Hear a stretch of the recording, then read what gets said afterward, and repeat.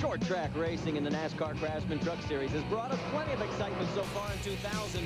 At Mesa Marin and Martinsville, the trucks return to their roots where muscle more than horsepower propels you to the front. Now we move to the Pacific Northwest, where the only rain will be that of the king of Evergreen Speedway. Jack Sprague's ready, and everyone else better watch out. Now we're going to Seattle, which I love that old racetrack. It's a tough old racetrack, and we run good there. We've won there before, and GMAC Chevrolet, I'm sure, will be up to snuff when we get there.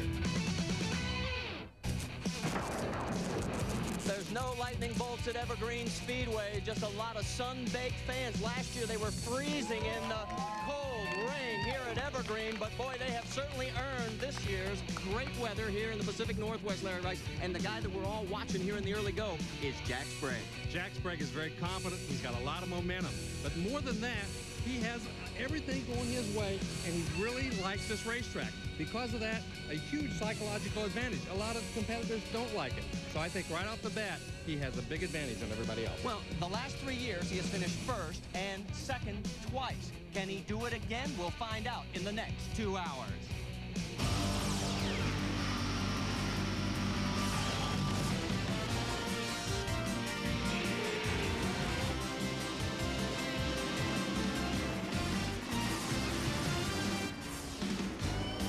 ESPN, the worldwide leader in sports. Tonight, we're live from Evergreen Speedway in Monroe, Washington. Round 10 of the NASCAR Craftsman Truck Series. It's the Sears 200.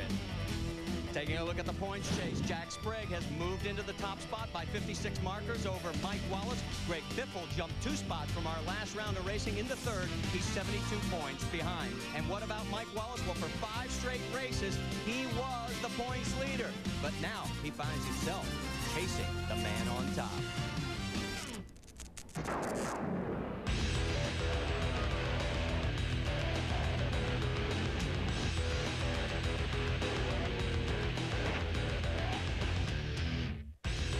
Well, it was because of a tough Pikes Peak race that Mike Wallace lost that points lead. So Tim Cahoot decided, let's bring the Bakersfield Victory truck here and give it to Mike to muscle around this abrasive 5/8 mile track. Why not? The 180 points available here is no different than any other track, and Mike and Team ASE want that points lead back.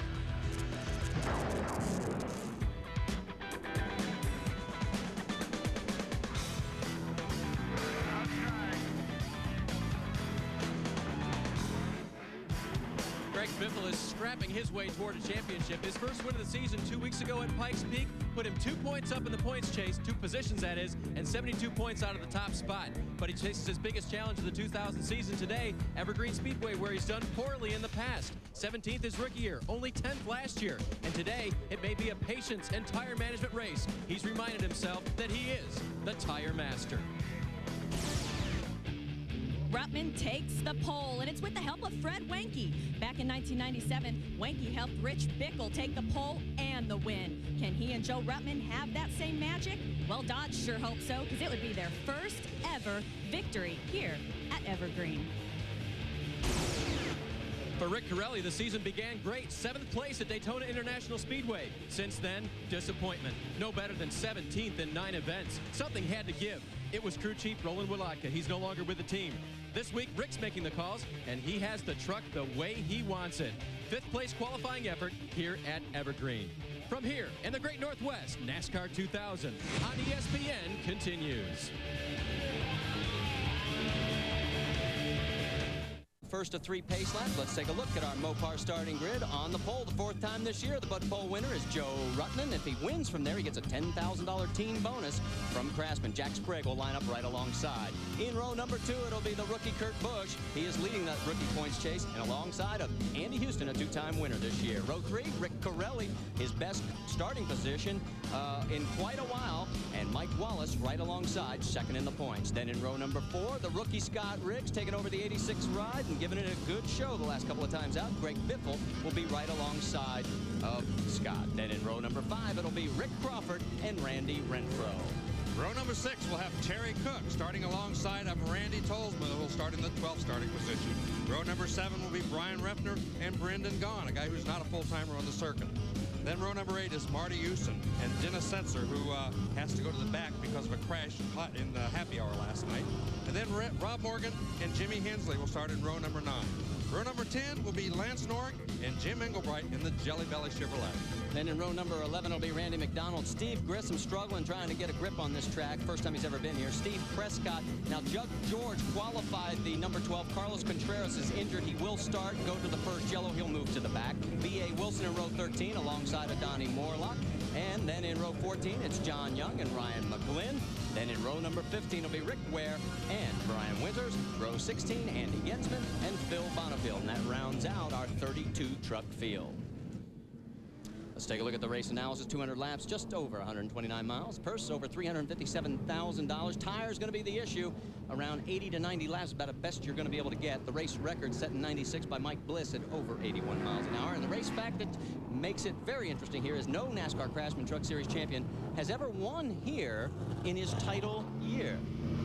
Well, we're going to be riding along with Jim Englebright in the Jelly Belly Chevrolet, and there's a bag full of Jelly Bellies in the back of that truck, and everybody's hair's been eating them, I know. And here's Mike Wallace, the ASE, Team ASE Racing Ford, so we'll be riding along with him. He's going to start up front. He should give us a great ride. And let's talk a little bit of history at Evergreen Speedway.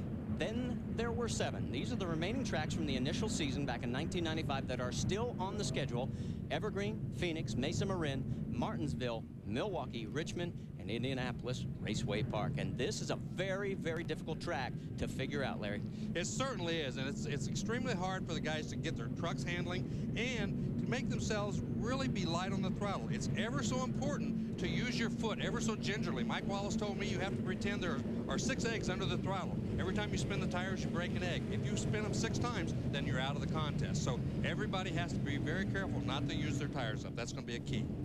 Waiting for the pace truck to pull into the pit lane, and we'll get into the pit lane story here because it is a very difficult configuration and could play a part in the end of this race before it's all said and done. As they come down the front straightaway, round 10 of the NASCAR Craftsman Truck Series is green.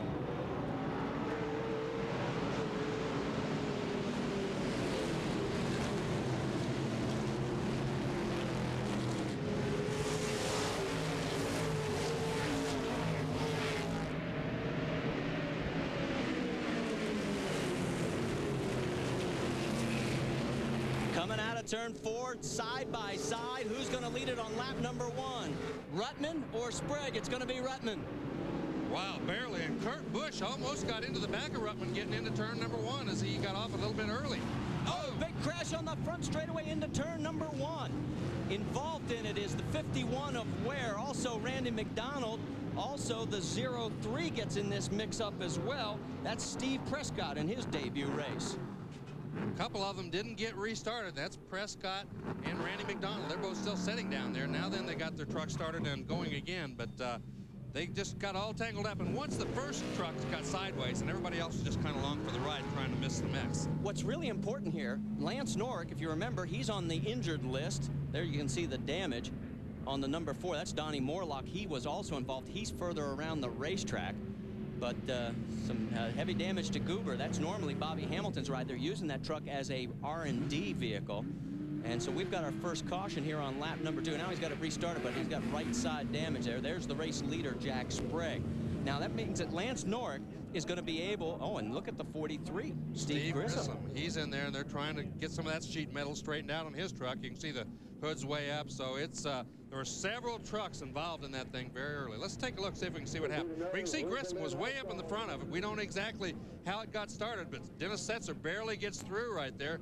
Carlos Contreras, another one who got through, but Randy McDonald, obviously. It looks like Grissom might have been the first truck, or he might have run into the truck that was way up high on the outside. We couldn't see the very beginning. But either way, Grissom was right at the beginning of that mess up there. Now, Lance Norick is going to be pulling in to get a driver change. Hermie Sadler will be going into number 90. And Carlos Contreras, he is going to be coming in. Oh, and look at the 90. He's got damage on the front end. He was in this mix-up as well, so they're going to have some problems. And here is Carlos Contreras. Amy? Well, his normal crew chief, Doug George, is going to go ahead and get in for Carlos. Doug did qualify this truck. Carlos was trying to race with an injury to his right leg that was sustained at Pikes Peak 2 weeks ago. Doug George is now in the truck. Carlos has made it out. This is what they wanted to see, an early caution flag for the 12 truck. Yeah, he has 2 torn ligaments in that knee, and it's going to take at least 4 weeks of being in that straight sling that they've got him wired into. Really hard to work those pedals. Stay with us. Back with more.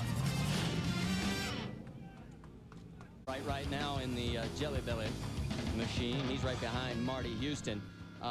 Doug George had to come back in. He lost a lap as they had a loose belt, and the pace truck is pulling off.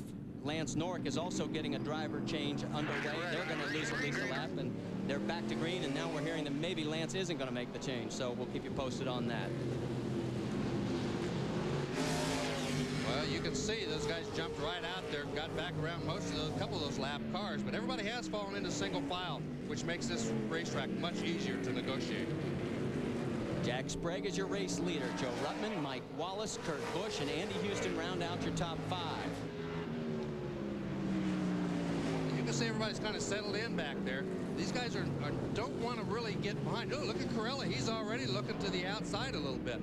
When they run this racetrack to qualify, they usually go in low, drift up high in the middle, and then off low. But when you're racing, you can't do that, because once you drift up high, like he is right there, although he's going around the 12 truck with Doug George, then you give the bottom to somebody else, and they can sometimes get around you. Mike Wallace, a lap ago, coming out of turn 2, he was mighty loose. See if it happens again this time. He's feathering. Well, you can hear right there, he wasn't really full on the throttle. He got clear out to the fence. You have to be very ginger. You can't slip those tires. So he was, slipped in there a little bit. Lucas Oil Telemetry, lower left of the screen. Look at the speeds, up to about 126. Then hard on the brake, all the way down to 77 miles an hour. Great variation in speed. And you can see those guys, the way they're drifting out towards that wall, coming off the corners. This racetrack's very, very flat. So you have to be very ginger when you're doing that little drift out towards the wall. You don't want to hit it too hard, or you will sidewall the truck. It's 8 degrees banking in the corners here on this 5/8 mile oval. We've got 10 laps in the book, and that is John Young. He's also a lap down right now. He was involved in that early altercation.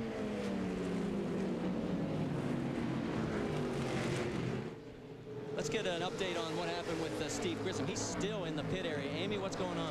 Yes, he is, Marty, and he seems to feel like he was the biggest loser in that crash. Currently 5th in points, just 150 or so on back. They got the sawzall out and got the radiator out. There was a lot of damage to the radiator. They're now putting a fresh radiator in. They've taken the hood off. The thing's going to look like a modified by the time they get done with it. But the key here is to get Steve back out 4 points. So under the direction of Travis Owens, their truck chief, they've got the crew getting Steve back out as soon as possible. Yeah, right now, if the race ended, Grissom would drop all the way down to 8th in the points. He dropped 3 spots, as he is shown currently in 31st position. Oh, we had a little bit of contact there. This is a battle for 4th. Kurt Busch and Andy Houston. Andy Houston's been trying to get his nose in there as Busch gets off of that white line a little bit through the middle of the corner. So far, though, he hasn't been able to get up there far enough to get Busch out of the way. So the battle for 4th continues. Meanwhile, see right there, he gives him the bottom. That's what we were talking about earlier. When you get that high, coming off the corner, it gives the bottom to the guy on the inside. Andy Houston might make this pass this time around. We're on board with Mike Wallace. This is the view out of the back of the Team ASE Ford. And yep, Andy Houston's got the spot. It's very critical to be on that bottom lane coming off the corner, because you can chase the throttle a lot harder if you're in the bottom lane than you are in the top lane. Well, you can see how quickly they are going around some of the slower trucks. Now there's a battle for 16th. Look at Dennis Setzer in the number 1. Remember, he had to go to the back of the field because he crashed his primary truck in happy hour last night. Really bent up the back half of it. And he is working his way from 32nd starting position now into 16th. You got an update, Dave Burns? Well, just to tell you a little bit about the truck, Marty, they wrecked one of their favorite trucks, which was called Scully. Yes, Bob Keselowski, truck owner, is a big X-Files fan. That was a truck that ran so well at Martinsville and other short tracks. So they decided they were going to use that truck again later this year. They decided that with the conditions here at the track, they would not try to fix that truck, rather pull out the backup truck, which is also a very good one, change the gear, 4 springs, 4 shocks, and put the mufflers on it that are required in the state of Washington, and get their backup truck on the track. So far, so good for Dennis Setzer as he picks his way through the pack. That truck had not turned a lap here before he got in it today, but they did test it a couple of weeks ago. He said it turns well, it should be good. Little contact with the 62 of Brendan Gaughan and Jimmy Engelbright. No harm, though, to either truck. They still continue. Whoa, and Gaughan gets picked by the slower Phil Bonifield in the 23. Let's go back up front. Here's the race lead. That's Jack Sprague in front of our pole sitter, Joe Rudman. Stay with us. We're going to take a commercial break. More of the Sears 200 when we come back to Evergreen Speedway. We are under our second caution, and there's the reason why. Phil Bonifield spun it down in turn number 2 and stalled the number 23 Red Line Oil Chuck, and he has gotten a push. Yeah, he got a little assist from Andy Houston. Andy Houston was lapping him, and I think he just, you know, he got on the brakes a little harder than Andy expected him and just gave him a little tap and turned him around. And then when he did that, he killed the engine, and that brought out the yellow flag. Let's go right back to see what happens. Take a look at Mike Wallace. You'll see him taking a little bit of a evasive action there, going high, and there is the 23 going around and coming to rest on the infield grass. Yeah, Mike Wallace just wanted to make sure he wasn't going to get close to that because, you know, that truck could have slid back up the racetrack a little bit. Now, we had 7 cautions last year, but most of them happened in the first half of the race, and that seems to be the trend again this year. We'll find out what happens when we come back to Evergreen. Cat Peaks of the Pacific Northwest. We're at Evergreen Speedway, Sears 200, round 10 of the NASCAR Craftsman Truck Series. We're under our second caution of the day as Phil Bonifield got it turned around in turn number 2. Several teams taking advantage of this to take care of some of the bad damage that they got in the first yellow. There's Joe Rubin, no damage on the Dana Dodge right now. He's currently running in second position. And we talked about tire management. This guy has done very well here as far as making that work. And one of the guys helping him is Fred Wenke, who has been very successful at this track. Dave Burns, you're with Fred? Yes, I am, Marty. And in 1997, with a halftime break, Fred sat on the pole and won the race with Rich Bickle. Fred, you don't have a halftime this year. You guys have to conserve tires, but how about it? Can you go all the way on lefts, and would you choose to do so? Well, I think there's a chance you can go all the way on lefts. I don't think it's the thing to do. We don't plan on going all the way. The Dana Dodge is doing awfully good. I'll tell you, it's just been a pleasure with these guys. Bobby Hamilton let me come, and Danny's taking a little vacation, so it's been a lot of fun. You think it'll be a 2-stop race for the guy that wins, or a 3-stop race? What do you think? I think it'll be 3. Okay. And Fred and I were talking about that earlier, guys. Tires will go away here, but I think somebody with a fast truck behind the leader, maybe it's Rutman, is going to choose to stay out or to take one less pit stop and maybe take a risk and try to win this thing. Well, Joe has some experience here of being on the pole and then not seeing victory lane. I mean, the last time he started on the pole here 2 years ago, he ended up in 12th. So, you know, they won't go with that same strategy that they did 2 seasons ago. And Fred has had, as we mentioned, a great deal of success at this racetrack. Well, the guys who can afford to take a chance are the guys that are like 10th, 12th, 15th, back in that area, because they can stay out and gain track position sometime. Green flag flies again on lap 28 here at Evergreen. Jack Sprague, your leader. The lap trucks, again, a big part of that lead group up there. As you see, Doug George on the inside, and it looks like Sprague made pretty quick work of him. Let's set it for you. It's Jack Sprague, then Joe Rutman. Andy Houston has moved up to 3rd. Then Mike Wallace is 4th. And in 5th spot, it's the rookie Kurt Busch. Those guys all running, trying to get through that lap traffic right away. And you can see from there on back, it's pretty much single file, just trying to follow each other. And this could get interesting. Remember, Kurt Busch and Mike Wallace, they've got a bit of history from Portland, just south of here. They got turned around together in the festival curves. You can hear Mike Wallace. Listen to the throttle.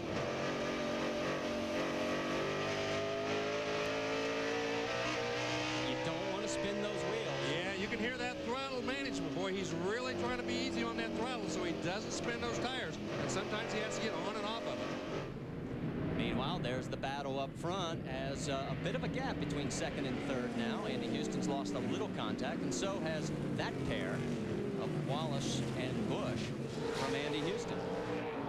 You can tell. There goes Mike Wallace. I think they're running all about the same speed. I think they lost a lot of that ground when they were going around some of the lap traffic up there. And when you have that lap traffic in front of you, oh, look at Kurt Busch. He tried to get to the inside. I think he might have touched him just a little bit right there. Go! Now here we go. Diving down on the inside. Busch going to take the position. position. Man, I thought he was going to touch him real hard that time because he just about hit him as he went by. Coming out of the turn 4, the X-side Ford. Now we look out the front, so Busch moves in the position. Now let's see what happens. It may have been that Wallace got really loose. Well, you can see right here, I think maybe Kurt touched him a little bit. See, he caused him to get a little bit loose, and when he did that, he lost all the momentum down the straightaway. Kurt just pulls out, and when he did, he touched him again. Not very hard, but just hard enough that Mike Wallace knew he was going to beat him in the corner. And Mike said, hey, you're going to go. You got me this time. That's what short track racing's all about. So Kurt Busch move him up into the 4th position, bump Wallace back to 5th. Lurking in 6th position is Rick Corelli. Yeah, and I think Mike is beginning to have a little bit of trouble with that traction off the corner. All these guys talked about how hard it is to get traction off the corner, and it really looks like he's beginning to have that kind of problem. We're at Evergreen Speedway. Marty Reed along with Larry Rice. Down in pit lane, it's Amy East and Dave Burns. You're looking at the battle for 16th. That's right. We've got that kind of action on the short track here at Evergreen Speedway. If you're just joining us, that's Dennis Setzer. Had to go to the back after crashing his primary truck in happy hour yesterday in the #1 Mopar Dodge, going around the 62 of Brendan Gaughan. Yeah, and he has moved up. Remember, he started to start clear back in the back row, back around 30th spot, so he's gained a lot of spots here early in the race. Setzer's is no problem gaining spots. Last year, he started 19th, ended up 7th. This is a tough racetrack to do that at. This place is just hard to get around people.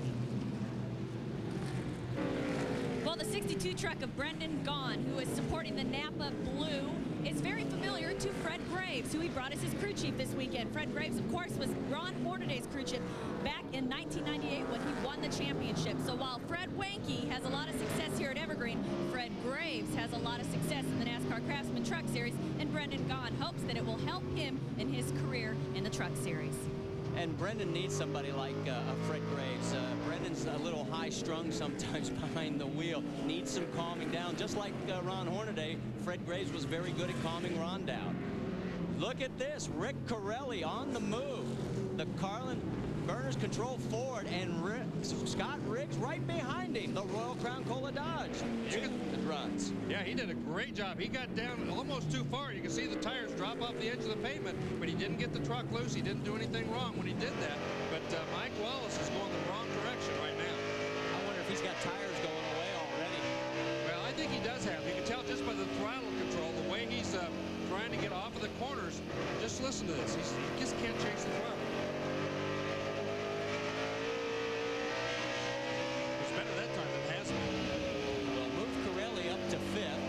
Into the 6th position. They're duking it out for that spot.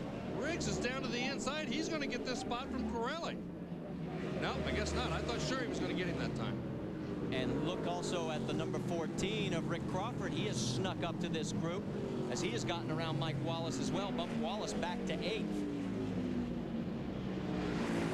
Well, Corelli doing a nice job. He's running pretty quick, but Scott Riggs really probably the biggest surprise here so far this weekend. He's run that truck very, very well. Look at Wallace. He was a little bit sideways there again through the middle of that corner, and that's not a good sign, and he loses a spot because of it. And Greg Biffle gets around him, and let's get an update on Wallace. Dave Burns.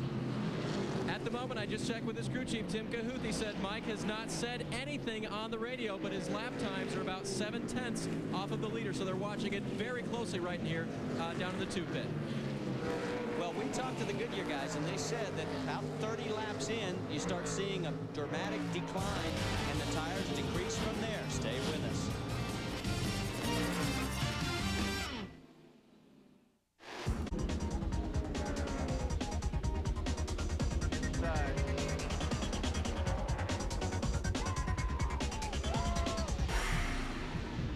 Jack Sprague is your race leader. He is in heavy traffic trying to put Randy McDonald another lap down. Joe Ruttman in 2nd place right behind him. Sprague has been a force on this tour since the beginning. Look at this. He's fearless in Seattle. He has 1 win, 4 top 5s. His average finish of 6.6 in just 5 races. And one of 2 drivers to start every truck race here at Evergreen, Rick Corelli being the other. There's another stat that someone dug up for me. Wally Reese turned this one up from Chevrolet. Do you know that in the last 5 years, Jack Sprague at this point of the season has never been lower than 2nd in the points chase? That's amazing. This is an extremely tough series, and to be that high at this point in the season every year, that's quite an accomplishment. Third place right there is Andy Houston. He's getting a little closer to Joe Ruttman. Let's get an update on Jack Sprague from Dave Burns. Marty, things right now very calm in their pits. The only chatter over the radio are lap times going out to Jack. Jack's not saying anything in response. One interesting thing they have noted down here, they're in pit number 2. They've measured out their very small pits here today, the pit stalls, that is, the lines in between which they have to pit the trucks according to NASCAR, and their pit is 2 feet less because it's on the curve. Pit number 1 for Ruttman and pit number 3 for Busch both have 20 feet. Sprague's only got 18. And it's a tight squeeze in pit lane. If we have green flag stops, it's going to be interesting. It's going to be very, very tough to do a green flag pit stop at this racetrack, and or if they have to do it, it will be interesting, as you said. Moving our cameras a little bit further back to pick up some of this action, there is Greg Biffle and Randy Tolsma and Scott Rigg. That is 7th, 8th, and 9th. Randy Tolsma has gained about 3 or 4 spots here recently in the last 2 or 3 laps. He was running 13th just a few laps ago. Well, unsolicited this morning, Jack Sprague said the 25 truck was the one he was most worried about. He said Tolsma does well here, and he has in the past. Randy finished 3rd in 98 and 11th here last year after getting a little bit of tangle damage. Well, that's the one thing. He likes this racetrack as well, and I think that's a huge advantage. If you think you're going to be better than the racetrack, it's a big advantage for you here, and Randy likes this racetrack. He thinks he's got it figured out. Boy, Scott Riggs goes around Greg Biffle. Biffle just cannot sort this track out. They've never done well at this racetrack. Dave, you got more on the 50? Well, Marty, at the start of the race on the opening lap, Biffle's day almost looked really bad. He hit the wall coming off turn 4. In fact, Randy Goss's crew chief said, we thought he hurt the truck, but Greg reported in that the steering wheel was still pointed in the right direction. It was still straight, and that's a good sign to a driver. Right now, the truck is tight, and according to Goss, that's the opposite of what they thought it was going to be. So it's a little bit tight, and that's why Biffle's kind of stayed where he is. 25.5, clear sailing here at a 25.7 last lap. You can hear the radio chatter talking about the clear labs at 25.3 now for Jack Sprague this last time by. And Biffle, to give you an idea, as he comes across the stripe, we'll give you his time. He is 0.3 of a second slower. Well, this is an indication of how the tires wear. These trucks qualified, and the fastest qualifying time was 23.305 seconds. Now they're running in the 25-second bracket, so it's almost 2 full seconds slower now that they're in the race and on the worn tires. As we look up a little further in the pack, there is Rick Crawford in the 14. 72 of Randy McDonald is lap traffic, but Rick Corelli and Randy Tolsma, that's all for position. And there goes Tolsma looking inside of the 66. Can't get it done. Well, the key, as we talked about earlier, is keeping the truck to the bottom of the racetrack. If you get the front tires worn out, if you get that truck pushing up the middle of the racetrack in the middle of the corner, you're going to give an opening to the guy behind you who's rolling the corner well. And that's the reason Randy Tolsma's gained so many spots. A lot of guys are running up the racetrack in the middle of the corner. Let's tip our hat to Rick Crawford there in the 14, Milwaukee Electric Tools Ford. He has moved his way up into the top 5 now. Finished 12th here last year, and that's the best he's ever done here at Evergreen. So he's got a great run going. Look at Tolsma going underneath, and he may get both those spots because there's lap traffic of Rob Morgan. Amy, you've got more on Rick Crawford? Just spoke with Mike Cheek, and he said they were really happy, but what he is trying to do right now is calm down Rick. This is going to be the key to this race. We've talked about it several times already, is keeping the drivers calm, easy in, easy off of that throttle. Right now, Rick's got a really good truck. He wants to pass. He wants to advance to the front. We've seen that with the 3 positions he's picked up early. They're trying to calm him down and get him in a rhythm to be in this race at the end. Hey, this team has done a great job. He is 10th in the points right now. This time last year, he was 18th and nowhere to be found. Now, Jack Sprague, let's talk about his lead. It's over a second now, over second place Andy Houston. What's that look like on the racetrack? Well, there it is on your screen. Stay with us.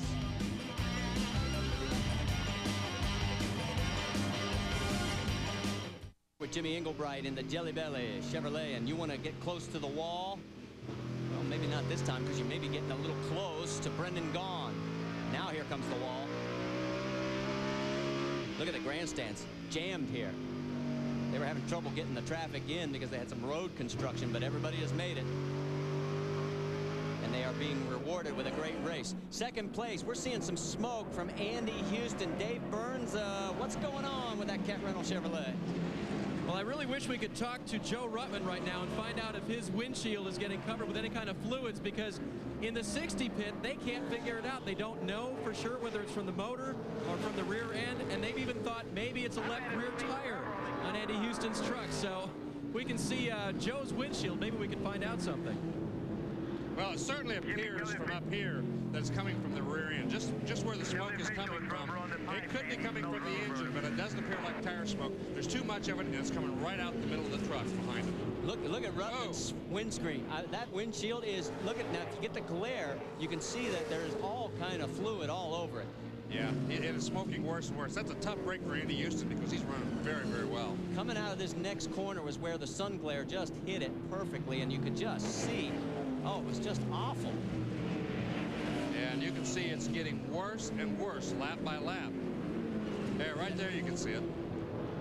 Right at the glare off the windshield really shows that there is fluid on that windshield. Meanwhile, are you ready for this? Mike Wallace has been put a lap down. Second in the points. He has got a handful of a truck. Whoa! Here comes Andy Houston underneath, and he's spraying mosquitoes as he goes. Still out there. Still out there. Wow. Still out there. Clear, clear. When the handle went away on that Ford, it went away big time, and he's really dropped back in a hurry. Yeah, now we're going to see what kind of fluid, although Mike may not be able to keep up. You don't really see much so far in his windshield, but I really got to feel like there's some kind of fluid coming out of that truck because there's just too doggone much smoke coming out. And look at Mike Wallace. He just cannot keep up. Average, left front. No, he's having a real tough time getting off the corner. Everybody out here said it was hard to get off the corner, but obviously they missed the setup in some manner that it's making it more difficult for him than it is for most. Well, his last race finish was 33rd at Pikes Peak. Prior to that, his worst finish all season long was 9th. So he's in another tough spot. Now let's move into this battle right now. Crawford, Tolsma, Busch. That's a battle for 4th. And Rick Crawford driving a very good race. Tolsma's been following him right through the traffic. Those two guys have moved up a lot of spots. And now then Tolsma looks to be putting the pressure on Crawford. Crawford going high in the Milwaukee Electric Ford. And here comes Tolsma right with him. You can see Steve Prescott, he got down to the bottom of the racetrack. He didn't want any part of getting in their way. There's Busch, Rick Corelli, and Scott Riggs. That is all for position. Dave, you've got more on Randy Tolsma? That truck may be the perfect choice for this track, guys. It's called Rooter. And why is it called Rooter? Well, it got loose in the hauler 3 different occasions last year, banged its way all around the hauler. It got loose from its moorings. And Randy says, I think I can use that name to my advantage. Rooter today. Look at Rick Corelli. He's going to gain a spot as he's to the inside of Kurt Busch. Once you've got that guy on the outside, you've got a much better shot down into the next corner. You can hear him talking about being nice and smooth. Busch doesn't want to surrender the position. He may not have much of a choice. Now Riggs has got a decision to make. Who's he going to follow? Because if he lets the Exide Ford get down underneath him and close the door, no, he's going to follow Corelli. Ooh, they both went way up the racetrack as Riggs went in there pretty hard. And Kurt Busch had to, drive up the racetrack so they didn't make contact. Whoa, Riggs got loose coming out of the corner. And once you start that, once you get the tires hot, start sliding around, it's very difficult to get out of the throttle, slow down, and get that heat out of them. Once they're hot, they're going to stay that way. Well, Riggs has got in his 5-race series, Jimmy Engelbright spins it and bangs the wall. So the Jelly Belly Chevrolet is up against the back straightaway inside wall, about halfway down that back straight. Well, some of the guys are very thankful for that yellow flag, and one of them is going to be Mike Wallace. These guys are all going to want to come in and get new tires. The guys that probably aren't happy, I think Rick Crawford and Randy Tolsma, they were running better on the long run and on the worn-out tires. And Mike Wallace needed that yellow about, a few laps earlier before he went a lap down. And we're here on lap 77 now, under our 3rd caution of the day. There's the damage to the back end of the Jelly Belly Chevrolet. Didn't hit the inside guardrail real hard, but hard enough to mess up his Jelly Belly truckload there. Yeah, he's spilling a few beans. That's right. Well, what's going to be interesting now, pit stops, because just about everybody's going to have to stop for tires. Let's take another look. You can see he's in the 02 truck down there, just coming off the outside. Marty Houston right behind him. Marty Houston might have just touched him a little bit right there. Got that truck sideways, and once he started to spin, there was no hope. He's on the throttle trying to keep it out of the wall, which he did. But then he got out of the throttle so it could drift down to the inside. And once you get in that grass, you're kind of along for the ride. And he just hit the inside wall. Let's look at it from the speed shot. You can see right there, he did get a little bit of a tap from Marty Houston, and that sent him on around. On board. Right there, he's on the throttle trying to keep it out of that outside wall. He did that, but boy, when it got to the inside, it did give it more than a love tap. So we'll wait for Danny Riggs to show the green flag that pit lane is open. Look at the 43. Boy, Amy was right. It does look like a modified. And what a top break for Steve Grissom. He liked this racetrack. He didn't have a very good qualifying time, but he thought he had a great shot at coming through the field, much like Setzer has done. And there's Danny Riggs waving the green flag. Pit lane is open. This is going to be interesting. Everybody's going to be coming in. There's only 27 pit stalls. Some teams are having to share, although the 31 of John Young's being pushed behind the wall. Here they come, 25 miles an hour. I think traffic jams are bad on the freeway. Wait till you see this one. Let's go to Amy East. Well, so far, Rick Crawford is the man on the move, and the Milwaukee Tool team is going to give him right side tires and fuel. Mike Cheek told the Jackman Gator, he said, when I say go, you drop that jack. We want to win this race. Dave Burns. Nick is in. He's already had a track bar adjustment and right side tires. He is very tight. As for Joe Ruttman, he makes that hard right turn to make the hard left turn. The way he was angled in here was incredibly difficult, but he did it. Put on right side tires and also made a track bar adjustment. He was loose. Boy, and Kurt Busch could not even get into his pit stall. Andy Houston had to back out to get back into action. A lot of activity, and a lot of guys are going to be upset. Well, he had his crew even scrambling. He had to back up. He couldn't get out of his pit. So let's go down to Amy East with the report from the pits. Well, after the completion of Rick Crawford's pit stop, he was in that same situation. He couldn't get out because he was blocked by Corelli. He couldn't back up because Renfro was right there. So actually, their stop was much faster than what it shows his track position right now. There's just simply not enough room here on pit lane. You know, as they say in the challenge is to not only beat the track and the competitors, you got to beat all the odds that they throw in front of you as well. Stay with us. Sears 200, the NASCAR Craftsman Truck Series, round number 10. We are under a caution period again here. As this is a tight pit lane, and we're going to show you some video. Watch what happens here on Rick Crawford.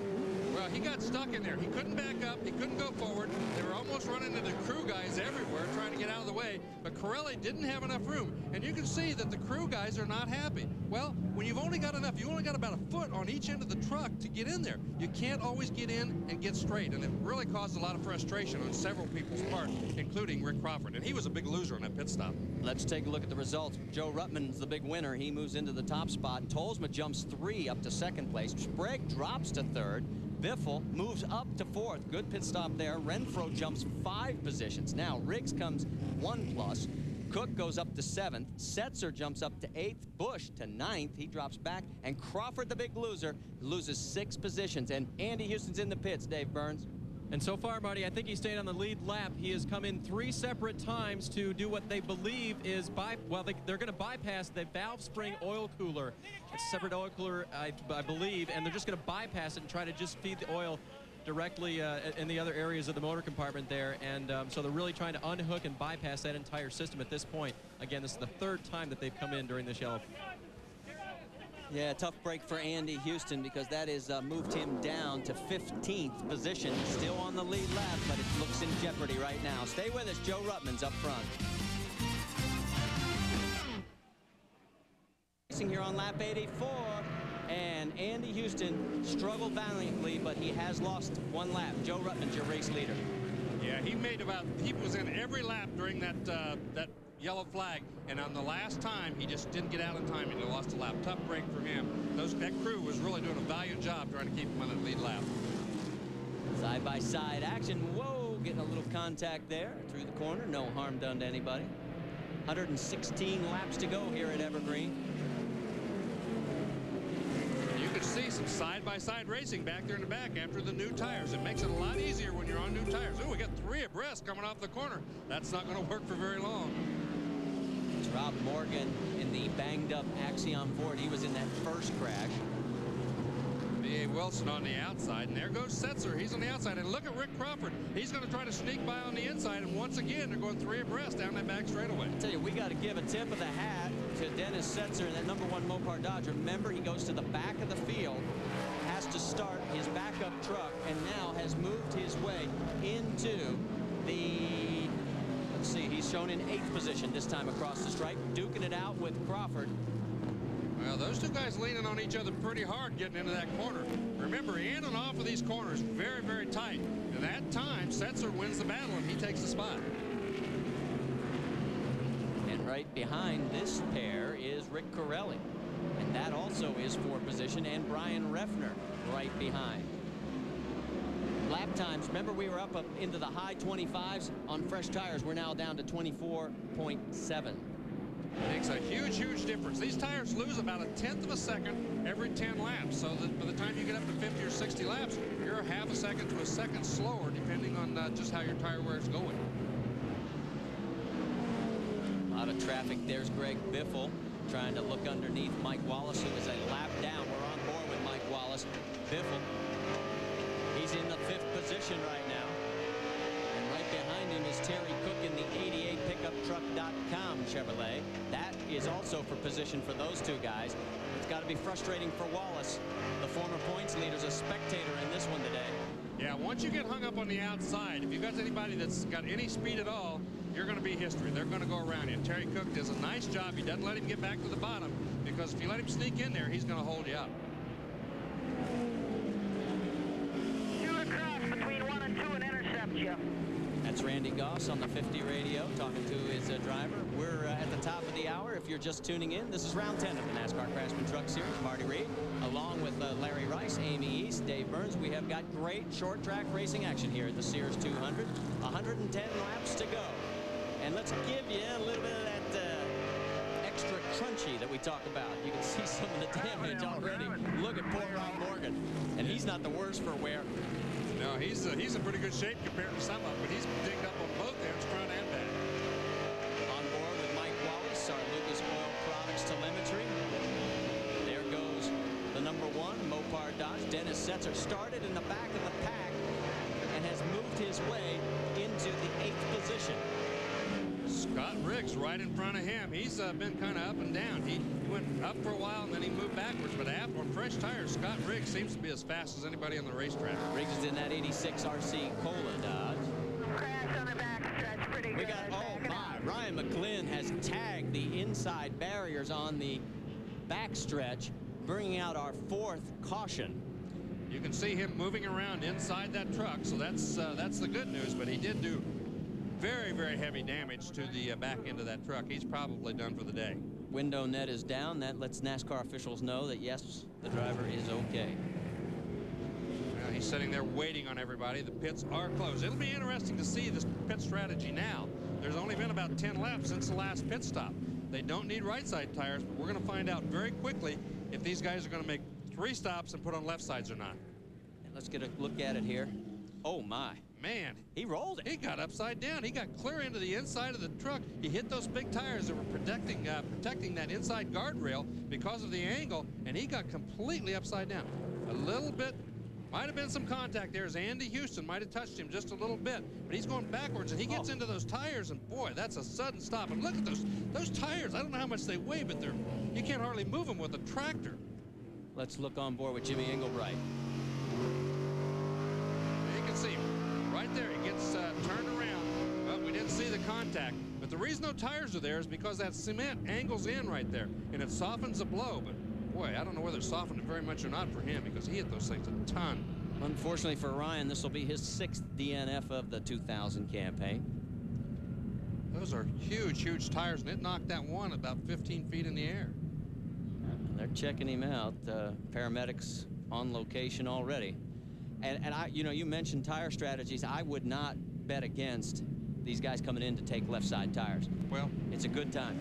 Right, and the guys up front are going to kind of dictate it. If the guys up front stop, then you're going to see the first 8 or 10 stop. And then it'll be up to the guys running back about 12th, whether they want the track position or they want new tires. Yeah, we're only 6 laps away from the halfway point. So if you get the left sides now, you could certainly go the rest of the way on those lefts, which means one more opportunity to put fresh rights on, put yourself in a position to win the race. Well, pit strategy is going to be extremely important, and it is a guess. And you can see almost all of the guys who are running up front, heading for pit lane.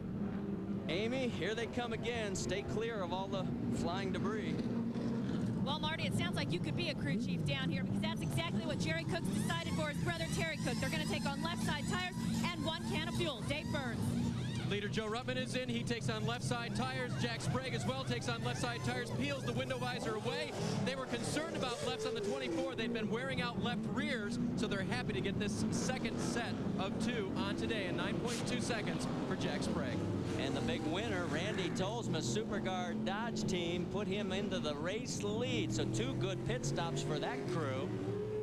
And they have put him into the #1 position. Remember, it was Jack Sprague who told us, Tolsma's the guy I gotta watch today. Well, his pit crew has 2 times in a row gained him spots.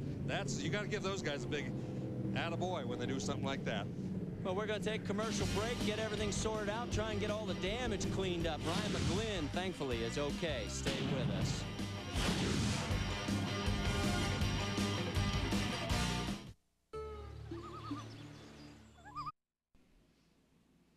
As we approach the halfway mark of today's Sears 200, let's get you up to speed. This was the very second lap of the race. A major melee, knocking the 43 out. Then Jimmy Engelbright, he gets turned around, tries to save it, but backs her into the inside wall on the backstretch. Then a tap from Andy Houston sends Ryan McGlynn upside down and hard into the barrier. That's what's left of McGlynn's Chevrolet. Now you're caught up to speed with all the action that's happened in the rough and tumble world of NASCAR Craftsman Truck Series. Let's talk about pit stops right now. You're looking at the Superguard Dodge team, and those guys have a lot to celebrate. For the second straight pit stop, they have put their man in a better position than when he came in. In fact, he is now leading the race, Randy Tolsma is. Joe Ruttman drops a spot. Sprague stays the same. Renfro loses big time. He's back to 12th. Terry Cook picks up another position to 4th. Let's get an update on the 25, Amy.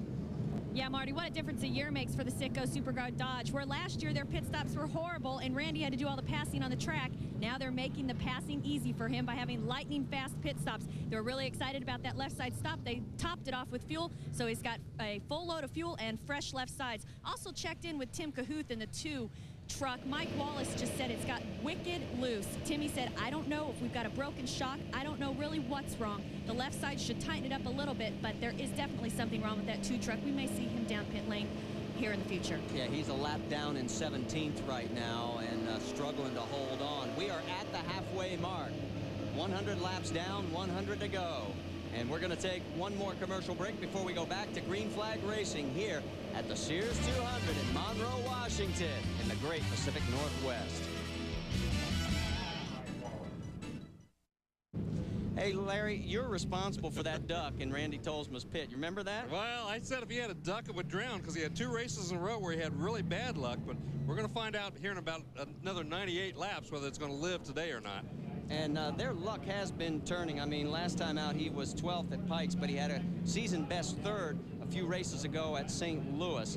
And as we pointed out before, in '98 he finished 3rd here and would have done better on last year's race where he came in 11th, but they had some faulty pit stops. Now, he is the longest in the next victory department. Tolsma has 1 career win, and so does Rick Crawford. It's been 64 races since Randy won. Terry Cook is 3rd on that list. Jimmy Hensley is 4th. Well, Randy Tolsma's whole family came out here to this race. It's about as close to Meridian, Idaho as we get. So they're all here. And his wife, Tiffany, her dad, Jerry Myers, it's his first time out since a bypass surgery. So they'll have high hopes for this race here today. 1 lap to go. Next time around, they're getting the signal from the flagman. So guys are getting ready to rev them up again. And while we've got a quick moment, let's point out that, you know, the guys who transport these vehicles all over the country, the hauler drivers. They had a cook-off today. I mean, they raised $1,300 for charity, and the winners, there were 3. Frank Hodwell from the 43 truck, Jay Shue from the 50 truck, and Clancy from the number 75. They each won a gas grill, and I mean, the recipes were really good. I mean, it was like shrimp specialties, and they were having a blast. And wouldn't you know it, BP, Benny Parsons, he wasn't anywhere to be found. He wasn't here. Eat your heart out, Benny. There is the 99, Kurt Busch. He is in 8th spot. What about pit strategy? Let's get an update from Dave Burns. Marty, they're kind of on the reverse of every other team right now. They took lefts the first time, and that was on about lap 76, and then they took on rights this time. So the strategy here is to get Kurt to pass a few trucks here at the drop of the green flag, as we're getting ready to see that now. Kurt will hopefully pass a few more trucks, and then for the last stop, he'll change rights along with everybody else. He should have a bit better lefts than everyone else. So the only thing they've got to be careful of is there has been some reports of worn left rear tires this weekend, including on his truck. We'll see if it plays out for him. Now, Andy Houston, Mike Wallace, they're going to try and get their laps back, as is Rob Morgan. They're all lapped down. Here we go. Well, Andy Houston raced him pretty hard into that corner, but it looks like Tolsma's got a bit of an advantage coming off onto the back straightaway. Dodge has not had a win since Martinsville. Could Randy Tolsma stop that drought today as well? Well, you can see that there's still a little bit of smoke coming out of Andy Houston's truck. But Randy does have a huge advantage now. He did get around him. It's going to make everybody else try to get around the lap traffic. These guys are flying around here, and here comes Houston. He's underneath Tolsma. Still out there, still out there. Wow, what a move by Andy Houston. That was very, very strong to go around your leader that well. And he gets around his brother, Marty Houston, who is also several laps down. They had a motor problem, had the hood up for a while. Whoa, who was that? Well, you can see everybody really battling each other, getting very close to that outside wall. Terry Cook in 4th there. There we are with Mike Wallace. He is a lap down in 17th. We're looking out the front, and Cook on the outside in 4th position. Well, we haven't given him much of a yell so far today, but he's driven a great race. Very strong in the top 10, and now then up to 4th due to some very good pit work. Terry qualified 11th, has moved it up to 4th. He's 13th in the points, though, because he's had a few races here. He's 17th last time out at Pikes Peak. He had his worst run of the year, 31st at Memphis, and his best was 4th at Daytona, which equaled his career best of last season, or season best from last year. Of course, he does have a victory in Flemington several years ago. Now we're looking out the back. Mike Wallace, there's Biffle back there. Again, that's Marty Houston to the right of your screen. He is several laps down. Yeah, he had some smoke coming out of the back of his truck, too, and he had a long pit stop on that last yellow to try to get that corrected. Let's set it for you. It's Tolsma, Ruttman, Sprague, Cook, and Biffle. That's your top 5. Right now, Setzer, Busch, Riggs battling out for 6th, 7th, and 8th. Yeah, Busch back there in 7th, they expected or hoped that he would make a big move right after this yellow and move up some spots. So far, that lap traffic has caused him all kinds of problems, and he hasn't moved up at all. He's still running in 7th. And there's Dennis Setzer trying to go around Marty Houston as well. There's Kurt Busch. Boy, he's got a nice tire mark right on the right side door. Right behind Kurt Busch is Brian Refner in that 3 truck. He's had a pretty good race, too. He's running in the top 10. He's running in 8th place right now, and that's a pretty good run for him. It's as good as I've seen him run all year. Yeah, he's gotten around Scott Riggs to take up that 8th position. Brian Refner did. Qualified 13th.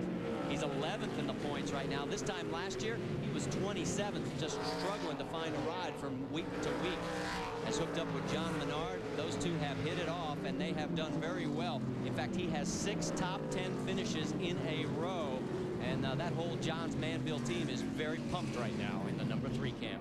Right, and he had a chance to run a Winston Cup car down in Charlotte over the Memorial Day weekend. He didn't feel real comfortable, and he thought, well, you know, I'm still pretty new. I don't want to do anything to embarrass this team or embarrass myself, so I'm going to let P.J. Jones run it in the race, and that's exactly what happened. And that was the car that Robbie Gordon was trying to make the double on. Did get into it, but obviously the rain delay at Indianapolis kept him from starting the race. Meanwhile, there's Rick Crawford trying to get around the 46 of Rob Morgan. Morgan is a lap down as well. He's running in 17th right now. Yeah, Crawford has moved up. Let's get our Dodge race recap for you. Randy Tolsma's the current race leader. He's led 18 of the laps. There's been 3 lead changes, 4 cautions for 29 laps. Our average speed is down to around 63 miles an hour. And there are the other guys who have led. Jack Sprague's led the most so far, 76. Remember, you get 5 bonus points for leading a lap. You get another 5 for leading the most laps. And you get the $1,000 Gatorade money for leading the most laps.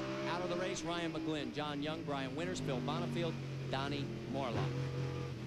We're riding along with Jim Englebright, and he's looks like he's running pretty well right now, giving a real tussle to Andy Ginsman in the 27 truck. Believe it or not, that is for position. In fact, Englebright just moved into the 19th position. So it shows you that on the NASCAR Craftsman Truck Series, these guys are duking it out for positions all the time, all over the track. Hey, every point is a point. You got to go after them if you run this series. Now the race leader has caught up to Andy Houston. And remember, Andy got his lap back. He's at the tail end of it. He doesn't want to let Tolsma get around him. And Tolsma's getting pressure now from Joe Ruttman and Jack Sprague. Well, I think even more importantly, every one of those guys is thinking, I don't want to do something silly. I don't want to charge too hard and use up my tires. Right now, we don't know if there's going to be another yellow. Probably will be, but should this race go 100 laps and you have to run this set of right side tires, it's going to be very critical to save something for that last 20 laps. Meanwhile, all this action going on, boy, Tolsma runs up the mountain, but Ruttman couldn't squeeze in underneath him. Stay with us. We've got to take a commercial break. Back after this.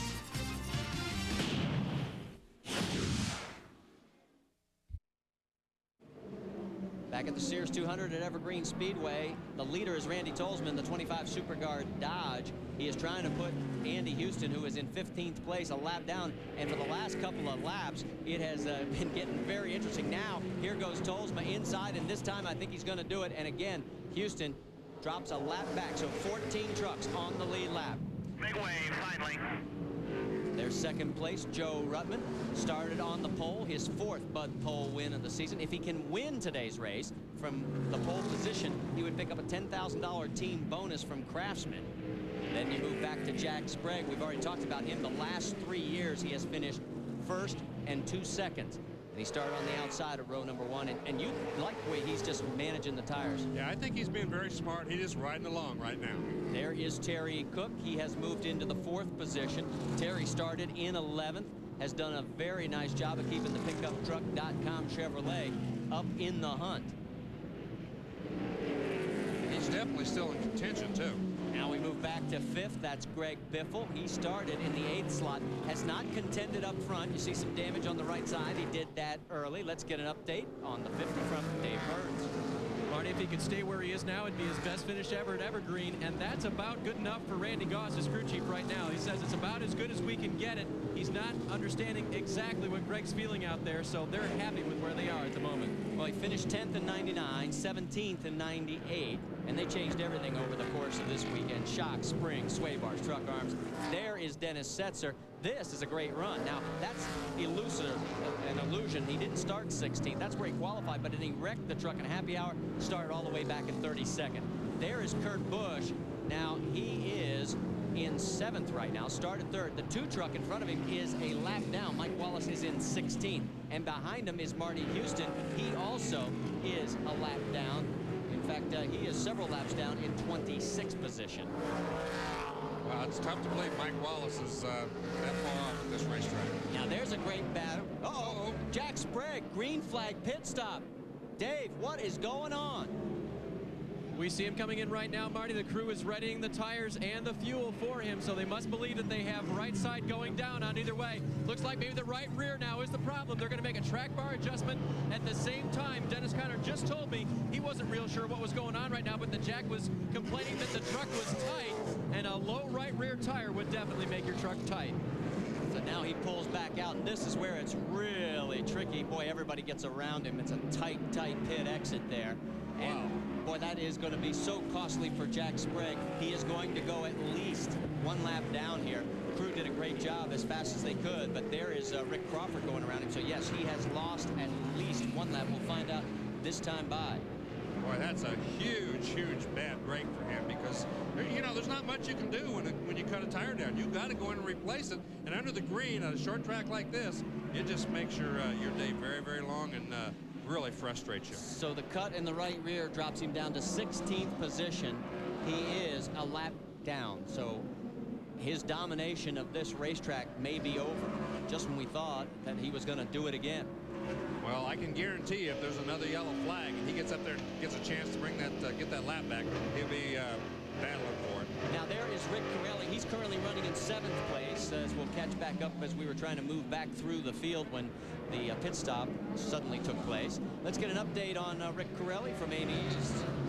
Remembering that Rick Corelli is his own crew chief this weekend, the team had a slight problem on their first pit stop on lap 78 when they took on right side tires. They didn't quite get the lug nuts tightened all the way, so he had to make an additional longer stop on 95 when they took the lefts to retighten the right side. So they've been kind of battling that thus far. It took them out of the top 10 for a little bit, but now they're back up to 7th with just a little bit of a tight condition. So Corelli still very much in this.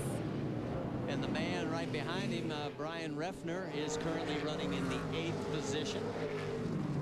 Doing very well, and he's got pressure right behind him from Scott Riggs. Refner started 13th, has moved it up to 8th. Riggs running for Rookie of the Year now that he has taken over that 86 ride permanently.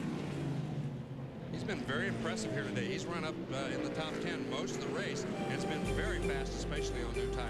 And then there's Randy Renfro. He has picked up the 10th position, the number 41, and they are, as he asked us to point out, saying, hey, we got plenty of space on this side panel for a major sponsor, and we're starting to get the results. And look at Sprague. Sprague with those fresh tires, he is a lap down, and he is going to be on the prowl to get that lap back. Yeah, if you think he's going to quit and sit back there and follow him, you're wrong. He's going to try to get back up there somewhere and get back on that lead lap some way or another. Let's get an update on the 41, Dave Burns. Big kudos to Randy Renfro. Today he's got problems health-wise. Talked to him at the drivers' meeting an hour and a half before the green flag, and he was not feeling well at all. So kudos to him to get out there and drive the thing as hard as he has today. Well, he is duking it out with Brian Refner for position right now, and he is going to take the position. So he's going to bump the number 3 back. And look at this teammate battle for 5th. Busch going underneath of Greg Biffle, and he takes the spot. Well, they had hoped that he'd be making some moves like this after they put those tires on. Obviously, he's running very well and very quick on the racetrack right now. He has fresher rights. Remember, they did the opposite strategy than everybody else. So he's got fresher right side tires than all the other front runners. Now, will it pay off at the end of the race? Well, that's what we run it for. Well, he's going to, he's got to move up while he's got these fresh right side tires. But at the same time, he can't abuse those right side tires and use them up too quickly, because if he does, then at the last part of this segment, he'll slow up more than the other guys. So it's a real delicate balance that you have to cover here. So these guys continue to battle it out on the racetrack, and you're looking at the 24 crew. They're wondering if their guy can get back on the lead lap and catch Randy Tolsma. Stay with us. You're looking at our race leader at the Sears 200, round 10 of the NASCAR Craftsman Truck Series, Marty Reed, along with Larry Rice and Amy East and Dave Burns patrolling pit lane. That is Lance Norrick's truck, now driven by Hermie Sadler. He is well back in the field, several laps down. Take a look at the intervals now. Back to second place, Joe Ruttman. And Tolsma, in the last 4 laps, has built that margin to 3.8 seconds. Yeah, he's been steadily pulling away, and as we talked about earlier, on the longer runs, it seems like he gets better the longer he goes, and it's proven out to be that way this time. After 40 or 50 laps, he starts to move away. I'm going to tell you, it's been a great day so far for Randy Tolsma, but the guys that are contending in the points championship, this is Mike Wallace, and he is a lap down. And let's go back and show you what happened while we were in commercial break. He just got in the corner a little bit too high, got up in the marbles, barely kept it off of the fence. Great job of driving not to hit the fence, because once you get up there, you're like driving on ice. And Jack Sprague is also a lap down after cutting a right rear tire. So the guys that are first and second in the points coming in, take a look at what the difference would be now. Sprague would still be the leader, but if the race ended, Biffle would move into second, only 45 markers behind. Mike Wallace would drop to third, 69 points back. Andy Houston would be 88 back. Dennis Setzer would pick up a split position. He'd be 116 markers back. Then Kurt Busch would move up he'd be 126. Joe Rutman would move up one. Steve Grissom loses 3 because he was involved in that early crash. He's looking like a modified out there. And then Jimmy Hensley and Rick Crawford would round out the top 10. 53 laps to go. And there, we talked about Grissom. There he is on the right side of your screen. He and the number 2 several laps down. Yeah, and he's actually running pretty good lap times out on the racetrack, but he just lost so many laps there at the beginning of the race. It took away any hope he had of finishing high here today. He's running in 27th right now. He has a total of 127 laps completed. We're working lap number 149. So you can see the aerodynamics on that truck are not very good either. Battle for 8th. That is Scott Riggs. And he and Mr. Renfro are duking it out. And Riggs is going to take this position, at least for now. Look out, Rick Ware, lap traffic in front of him. Well, Randy Renfro's not giving up easily. He's really on the throttle hard, trying to... Oh, and you can see right there that Riggs got a little bit sideways coming off the corner. And once he did, he had to get that truck under control and almost let Renfro back by him. And if he does that too many times, it's going to heat up those tires. And it will cost him a lot a little bit later. Yeah, it's not a good thing to be sliding around out there at this stage in the race. Oh, you can see both of those guys up the racetrack a little bit. And Renfro has to drive up the racetrack in order not to collide with them. And again, he got the back end out. And that just means you just get those tires hotter and hotter when you're sliding them around like that. Well, and notice they have not been able to clear Rick Ware. Ware made it in on a provisional. He was 29th in the starting field. He's up to 20th. His best career finish is 19th. So that's a program that's still trying to make its way up the ladder here in the NASCAR Craftsman Truck Series.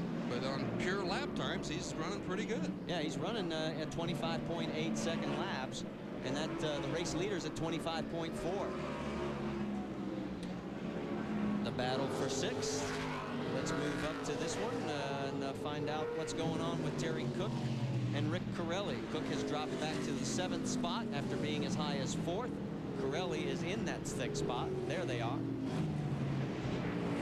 Down on the backstretch, moving into turn 3.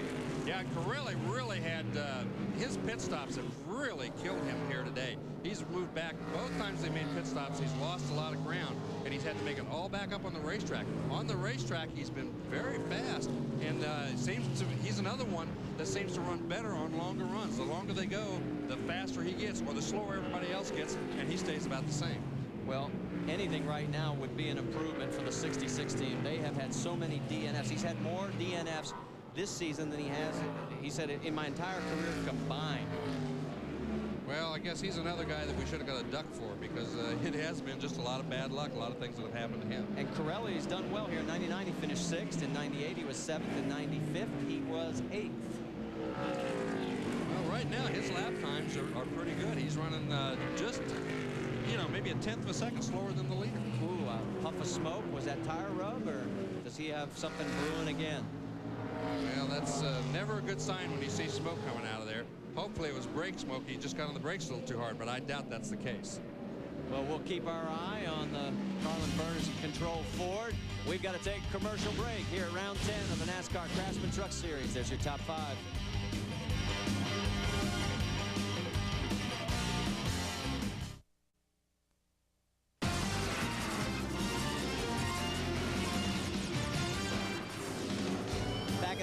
Speedway, Monroe, Washington, round 10 of the NASCAR Craftsman Truck Series, and Dodge is trying to make it a sweep right now. They have got the top 3 spots with Randy Tolsma, Joe Ruxman, and Dennis Setzer, and Setzer's been the truck on the move. He has worked his way back from a 32nd starting position after having to go to his backup truck to 3rd. He's trying to track down that man right there in the Citgo Superguard Dodge of Randy Tolsma, and Tolsma's in some traffic.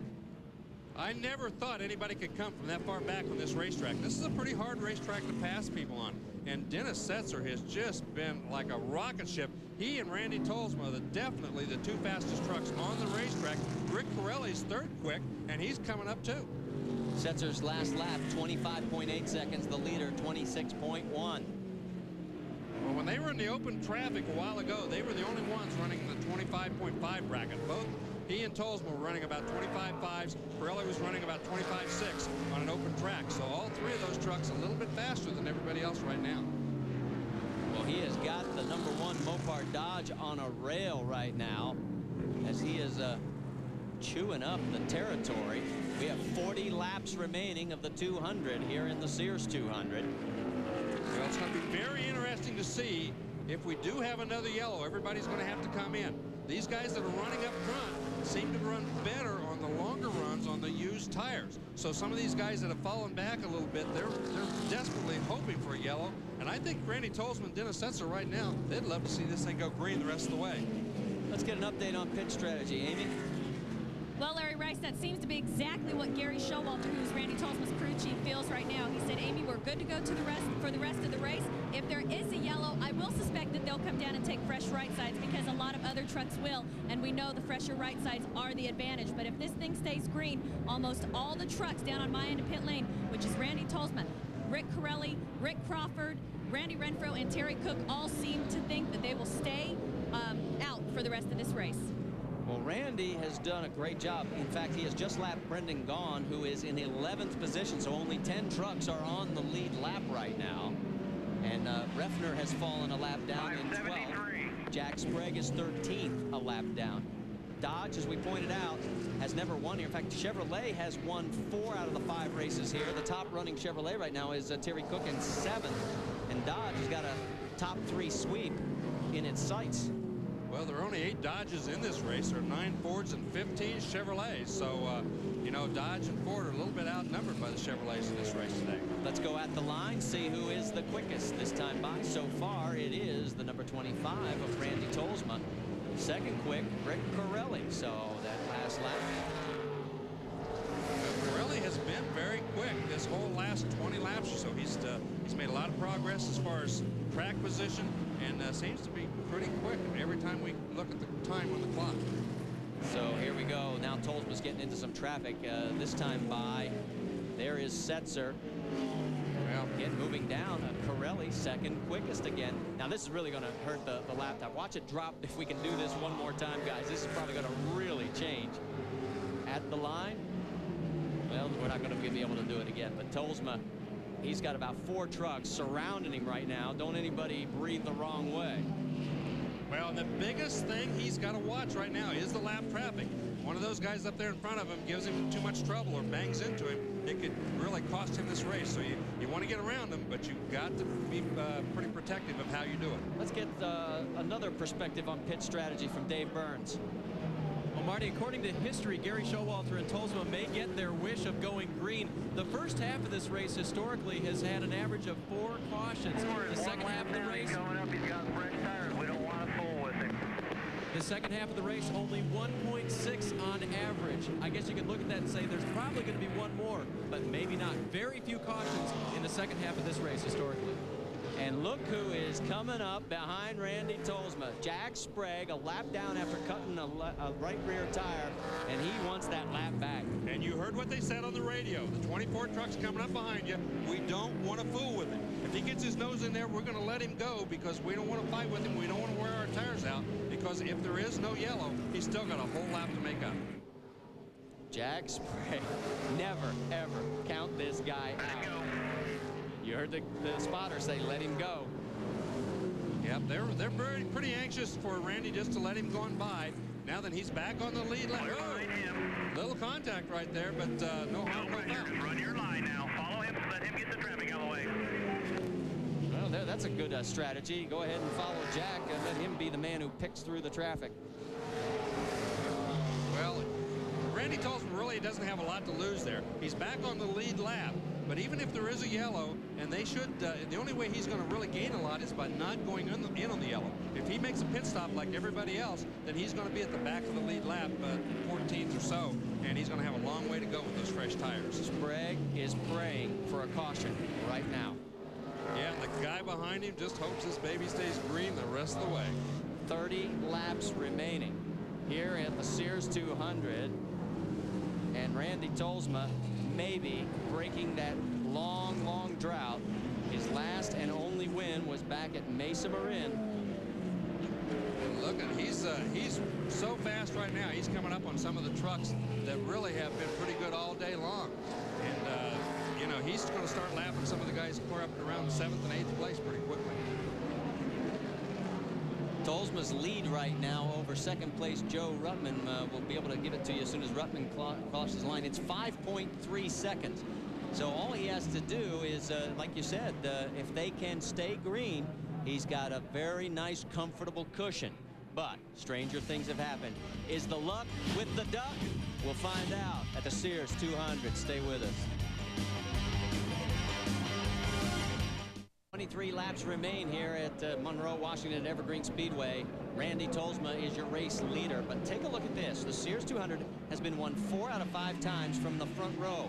And Randy started 12th. Could he break that string today? Well, he just put Scott Riggs a lap down. Riggs is in 9th place, so that means 8 trucks are on the lead lap. And while during commercial break, guess where Jack Sprague moved up to? He is now into 7th position, folks. This is not over yet with 22 laps remaining. Well, he's a man on a mission. He's running 0.2 of a second faster than anybody else, including our leader. So he is the fastest guy out there, and he is really running quick. We've already heard Randy Tolsma's crew does not want a yellow. They want to go green. They practiced yesterday 90 laps on the same set of tires, so they know what they have underneath them in the Citgo Superguard Dodge. But if you're Jack Sprague, you want that caution to come out. Well, Jack Sprague has been fast on new tires and on old tires. He's been fast all day long. He just had a terribly bad break with that flat tire. And right now, I think he's got his dandruff a little bit. He's really driving that truck hard. I still think he's going to need the yellow, though. There's just not enough time. Randy's running too good at the race pace, and he's getting ready to put the 41 of Randy Renfro a lap down. There is Sprague. Yeah, it's going to be very difficult. Sprague is not going to catch him if it does stay green. But if there is a yellow flag of any kind during these last few laps, it's going to be an interesting dash to the end. Well, you can just see the margin right there. Sprague went through the camera shot. Then here comes the 25 of Randy Tolsma, and now we have only 7 trucks on the lead lap as Renfro is a lap down. Randy Tolsma knew exactly where he was going to be, what kind of lap times he was going to run. And he said after about 50 to 60 laps, his times didn't drop off. So he wanted them to go ahead and run 70 and 80 laps at a time. Some of the other trucks, they kept dropping off when they got above that, but his truck stayed pretty much consistent after about 50 laps. Look at this top 5. Dodge, Dodge, Dodge with Tolsma, Ruttman, and Setzer 1, 2, and 3, and then 2 Fords with Rick Corelli, which would be a season best for him in 4th, and Kurt Busch in 5th. Greg Biffle is in 6th. Jack Sprague is the only Chevrolet on the lead lap in 7th. Rick Corelli has run a great race so far. The lead is 8.6 seconds. Now, you saw what that looked like on the clock. Here's what it looks like on the track. It's huge. Yeah, it's almost a half a lap at this point. Not quite, but very close to it, at least straight away in part of a corner. 16 laps to go here at Evergreen Speedway. And Randy told him this would be a very popular win in the garage area. There's Dennis Setzer in 3rd. He's got problems with some lap traffic right now. What a great run for that team as well. For them to come from 32nd on the grid to 3rd has just been a phenomenal run. A lot of great stories. A lot of really deserving teams have had some bad luck doing well here. You know, not only Setzer, but Tolsma, but Corelli. A lot of guys who haven't had a lot of luck. Today could be the day to change all that. There's Rick Corelli in the 66. Now remember, his best finish of the season so far was our first race of the year at Daytona at 7th. His worst, 34th at Homestead, and again at Memphis, 20th last time out at Pikes Peak. They made the crew chief change with Roland Melodica, and now the results so far in the early go, very pleasing to Rick Corelli. And there is Kurt Busch, as well as his Killer Bee teammate Greg Biffle. If Biffle comes out of this with a top 5, they'll be dancing in the streets because they have had horrible results at this racetrack. And Greg Biffle will openly admit that this is not his favorite racetrack. He doesn't like it. He has a hard time getting his truck set up. So I think you're right. If they come home with a top 5 finish, it's going to be as good as winning this thing for them. Back end tried to come out on him a little bit as he's getting loose coming off. That's what he was talking about. It was tight in, loose off. It seems like the same problem has been plaguing him all throughout this race as well. There is Jack Sprague. Now he is in 7th position. Last truck on the lead lap, and he's reeling those 2 guys in. 13 laps to go. And isn't this amazing? The very thing, the statistic that Dave Burt's pointed out, is playing out again. We had the majority of our yellows in the first half of the race, and here in the back half, we're going green. Yes, and Jack Sprague is reeling these guys in so quick. 6th, 5th, and 4th are all within his sights right now, and I'm sure on the radios he's being told, keep going, keep digging. They're right there in front of you, so he can really salvage a great finish after a lot of trouble. He's caught up to Greg Biffle, and remember, he's the points leader. Every truck that he gets by helps pad that lead. Well, the traffic right there is not helping him any, because when they're running side by side, there's no place for him to go. Now that he's got a little bit of an opening, but he doesn't want to go to the outside. He wants to try to get the inside, and Biffle was blocking the bottom of the racetrack. Now, Biffle doesn't want to give this spot up. He knows that that's important in the points championship chase. Here comes Sprague underneath. There's nothing he can do. Oh, look at Clear Biffle. behind him, clear behind him. No pressure, no pressure. Wow. If Randy knew what his driver's going through, he'd say, pressure? I just felt what pressure is. Wow, he was sideways. He was almost pointed towards the infield and back towards the outside. Everybody, he can come back and win this thing. You heard him on the radio. They're saying he can come back and win this thing, but there's only 9 laps to go. You know, Sprague, if he gets into the top 5, look out. Right there, he almost got into the back of Busch. He had to make a hard left, and now Busch goes way high, trying to keep himself straight on the racetrack, but he saves the truck. Boy, he had a lot of trouble there for a second. Sprague's now in 5th. This will break Ron Hornaday's 8 consecutive top 5 finishes in a single season. He's going to do it again. The worst he's been in that stretch has been 4th. This will be his 9th race in the top 5. You've got to say that he has really driven the wheels off that thing this last 100 laps, since that last pit stop. And remember, his tires are old now, too. I mean, it's not a tire advantage at this point. He's got 70 or 80 laps on those tires, so he's in the same position as everybody else as far as tire wear goes. This has been fun to watch. This guy, when he gets a wheel in his hands, just look out. He's going to give you 100% every time out. There is Steve Grissom. It's been a long day for the 43. Right there, Randy, that's not a problem. They're still telling Randy to stay right there. You're doing fine. With only the laps winding down, he's in command, and he's the guy that they got to go after. Let's update the lead for you. Tolsma's lead over Joe Ruttman is 8.1 seconds. There is Corelli, the next target for Jack Sprague, and he is closing. 6 more circuits to go. Now, where is our race leader? He's back in this log jam somewhere. There he is. Randy has got 2 trucks in front of him there. He is just going to take it easy. Or look at him, he's giving signals to the guys behind him, letting them know what he's going to be doing. Well, the worst thing that can happen is you being careful and have somebody behind you run into you and turn you around at this point of the race. He's trying to be extra careful. He's got a pretty good lead, but boy, he's in huge traffic right now, and it could be a bad deal for him if he doesn't get through it. Tolsma's team has been plagued early in the season with mechanicals, getting swept up in other people's mistakes. They never got down. This team hung together. This will be a very popular victory in the garage area, because everybody knows what this team has gone through, both on the track and behind the scenes, and they have never, ever quit. Look at him, the way he's picking his way around Terry Cook and Brian Reffner. Well, he's doing a very good job of picking his times and places. He waited behind those trucks for about 2 or 3 laps, and I'm sure when you're in his position and you know there's only a few laps to go, you think, man, I got to get around these guys because I don't want them making a mistake. But you don't want to screw yourself up by going in there too hard. 3 laps to go. That's Rick Crawford. He is also a lap down, about to be 2 laps down in 12th position. That's how strong this performance by Randy Tolsma has been today. Well, he's driven one heck of a race. He knew he had a good truck. He was very confident coming in here. The only other guy out there that kind of thought he might be the guy to beat was Jack Sprague, as you said earlier. Sprague just moved around Dennis Setzer for 3rd. So while we were watching the race leader, he picked off both Corelli and Setzer. There they are. Sprague, what a come! Oh, look out! Brendan Gaughan comes down and gets contact and into the wall hard. Track is clear, race on around. Now remember that we do not finish the NASCAR Craftsman Truck Series under yellow. That means that with less than 10 laps to go, yeah, look at Gary. He knows this is trouble, because the top lead lap trucks will get to the front of the line.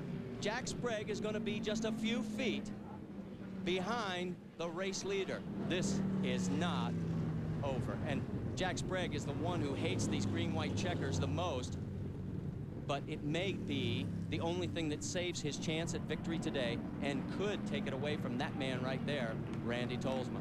Well, and I'm sure there's going to be some question on some of these guys' part as to whether he did that intentionally or not, because now then he does have a chance to win this race. Without that yellow, he had no chance whatsoever. Well, Brendan Gaughan is out. Let's go take another look at it. Let's see what happens.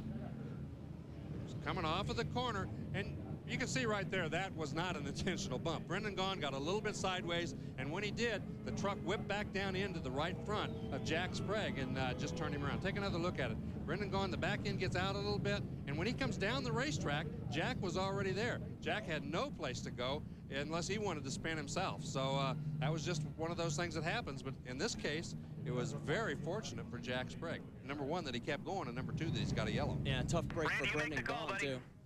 And Brendan is out of the truck, not happy with what happened out there, and is in the ambulance. They'll take him to the medical center to check him out, but he walked on his own power, so Okay, that is let's the come best in. news. Let's do it. Let's take a chance. Radio was that? Somebody's going to take a chance, and they're going to take some tires. It's got to be somebody at the back. Wow, I don't know. It's going to be very interesting to see.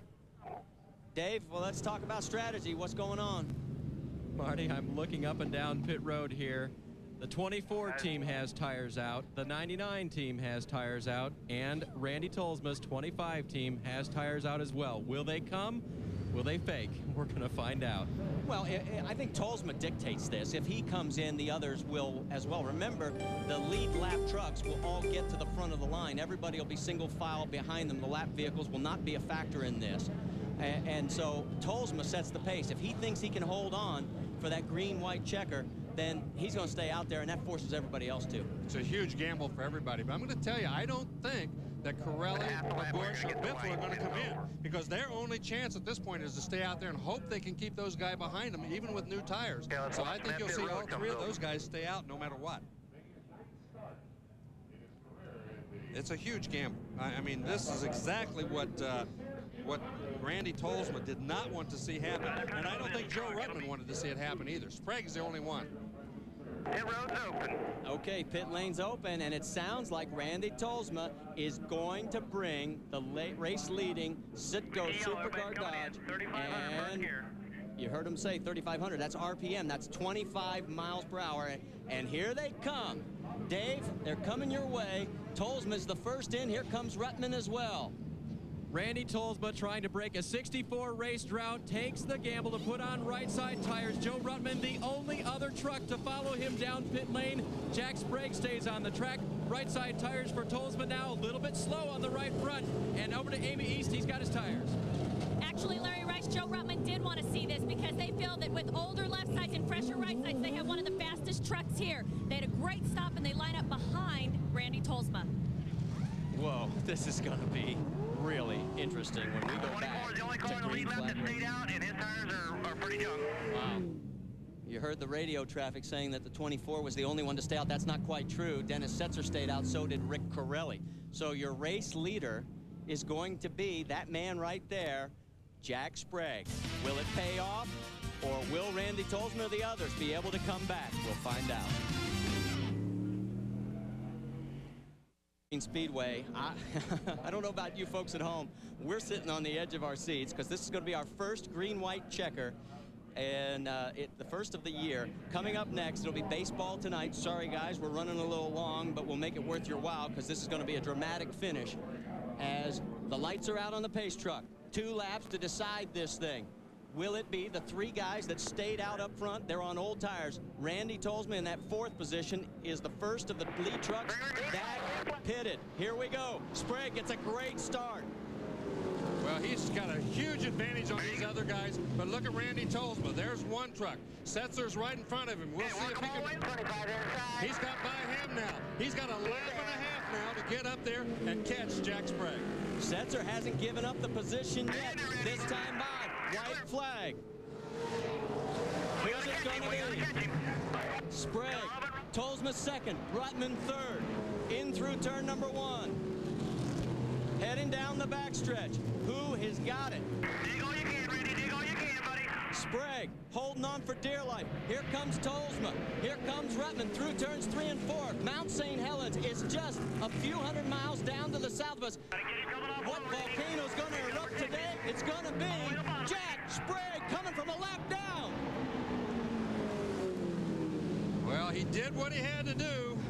I tell you, Randy Tolsma's duck didn't drown, but it took a dip under the water because that race was his. Unbelievable. Great run for Randy Tolsma, but tremendous for our winner, Jack Sprague, as he has made another victory, 2 in a row on the short tracks. For Larry, Amy, Dave, we'll show you the interview tomorrow on RPM Today. This has been a presentation of ESPN, the worldwide leader in sports. For more, log on to ESPN.com. Part of the Go Network, go.com. So long, everybody.